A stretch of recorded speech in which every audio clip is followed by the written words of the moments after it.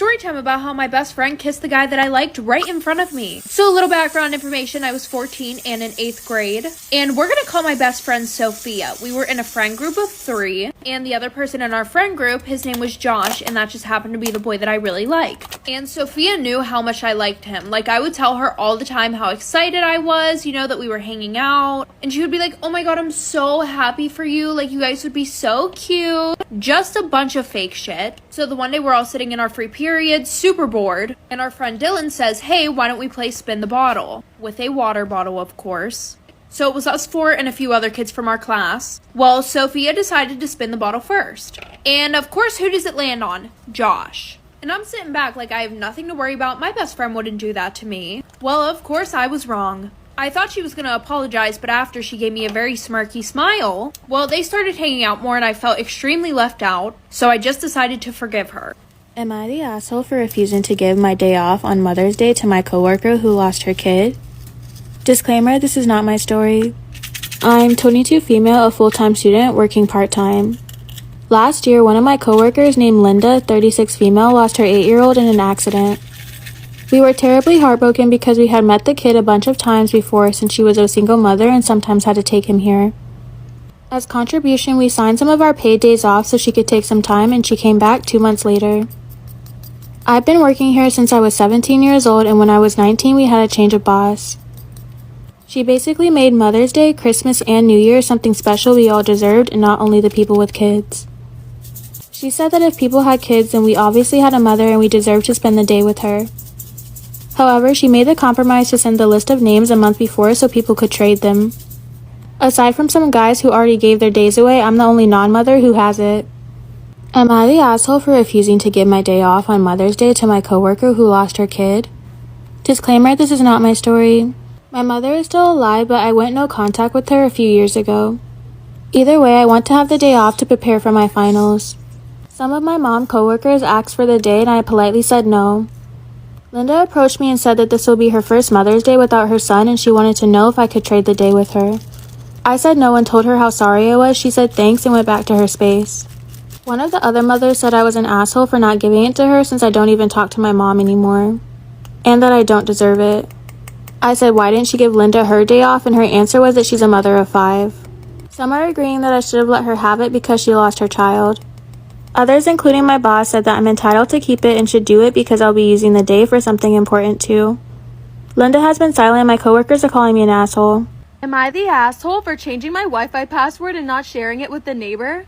I, 23 female, live next door to Jenny and she lives with her husband and 1 child. I work almost all day outside and in my spare time I play games on PS4 during the week. I pay for good internet because I like not having any lag while I'm playing games or internet slowness. My PS4 is in the room and the internet router is in my living room, so it's Wi-Fi, not cable. So I constantly check the internet speed and it's always X. A few months ago, I invited Jenny's family over for dinner and gave them my Wi-Fi password. Apparently theirs was weak at my house and I went through politeness. Last week I noticed very bad internet speed.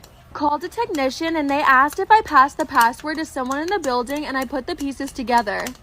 I then changed the password because the internet was crap and I didn't want to share it with 3 more people. Last week the neighbor knocked on the door and asked for my Wi-Fi password because her internet wasn't working. I commented saying that I changed it because there were people from other apartments using it. She said she was having a hard time and couldn't pay for her own internet, so in desperation she used mine. She said if I shared the password they'd only use it at night. I denied, saying that that was my leisure time too and I didn't want to have bad internet.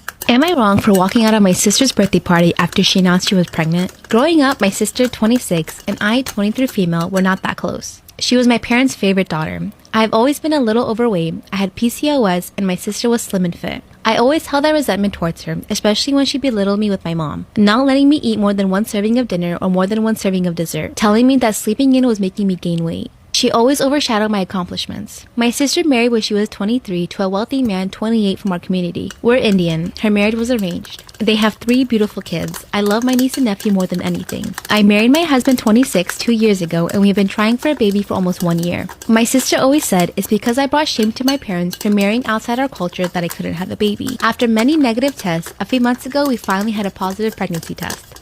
Unfortunately, when I was 4 months, I had a miscarriage. I was devastated.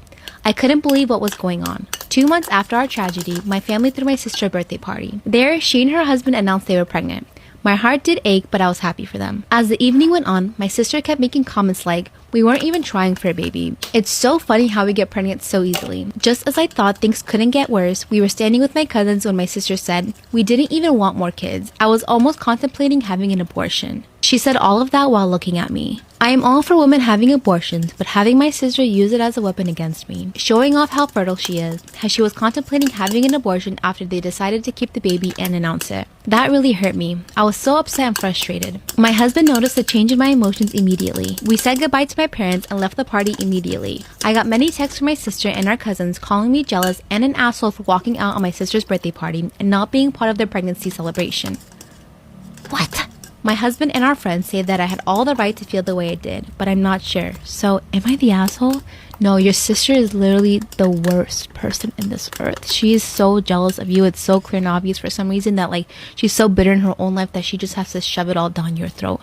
People like that, when they have problems within their own life, they have satisfaction by just bullying other people. I have a movie idea. Just hear me out. So there's this young guy, and he's kinda, sorta, just the last man on Earth. I mean, there is no chance anybody else is alive. It is just him. Or is it? I'm just kidding. He is actually the last man on Earth. Originally, both of his parents had survived the apocalypse, and they were raising him in this new world. A world where it was just the three of them. By the time he was 13, both of his parents got sick and passed away. But they had prepared him to be the last man alive. In fact, he's only ever known a world where it was just him and his parents. And there were only a few items that he kept close to him throughout the years. Photos of him and his parents, and a book. Basically, this book was about an 18-year-old dude who had lots of friends and his family, and he wanted to be a writer, and it was basically just like a coming-to-age story. Kind of boring, but the reason he liked it was because that's what he pictured life as pre-apocalypse. At the very end of the story, this guy and his friends went to this swimming hole and they cliff dived. And it even told the readers the exact location to where they were cliff diving. So the last man alive only had 2 goals. Obviously, one, to survive, but to find that cliff that was in the book and jump off into the water. And after years of trying to find it,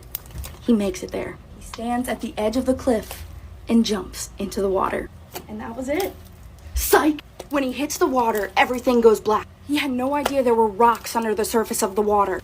But then suddenly, he starts to hear things. Something is shaking his body. His eyes slowly begin to open, and he sees something he never thought he would. People.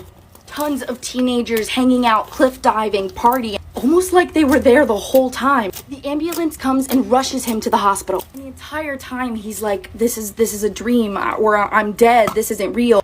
But then a woman shows up to the hospital, and it's his mother. Suddenly he starts asking a whole bunch of questions. How did you get here? I thought you were dead. Where are we? And why is there people? Now the mom is extremely concerned. She tells the doctor that he's asking all of these delusional questions. So they send him for testing. Clearly he's gonna be there for a while. The mom leaves and then comes back with a bag full of stuff. She brought some stuff that he might need for the next few days. At this point he's calm, still very confused, but calm. So she hands him his phone, even though he has no idea how it works. And then she hands him a whole big stack of papers. And he's like, what's this? And she was like, oh, you know what that is. That's the book you're writing. So he starts reading, only to realize that the story in that book is the life he thought he had. The title is The Last Man on Earth, and the last line of his book is him jumping off the cliff. Is he in a time loop? Another reality? Are both books linked? Which reality is his? Or could it be both? Am I the asshole for telling my girlfriend I don't like the way our baby looks? Whew. My 22 male girlfriend, 23 female, gave birth to our daughter yesterday. The baby was ugly, to be perfectly candid. She's mine and I love her, but she was not a pretty baby. My girlfriend and I were casually chatting before bed and I brought this up, telling her our daughter wasn't exactly easy on the eyes. She was upset, which I find odd. I didn't mean to hurt her feelings. I was just telling her how I felt about our kid. Truth be told, the baby is interracial, half Chinese, half Punjabi. So it was always a possibility that a potential child would be kind of goofy looking. I don't think she had to be offended. Not every child can be cute. My girlfriend hasn't spoken to me since. However, I don't know what to do. Am I the asshole? Yeah. I think there's things you just do not fucking say. What is wrong with him? You're gonna tell a person that just literally Just gave birth yesterday. aren't you already like mentally going through shit? Yeah, because of you hormones? have the baby blues. Right, and then to drop that, like, hey, our kid looks like shit.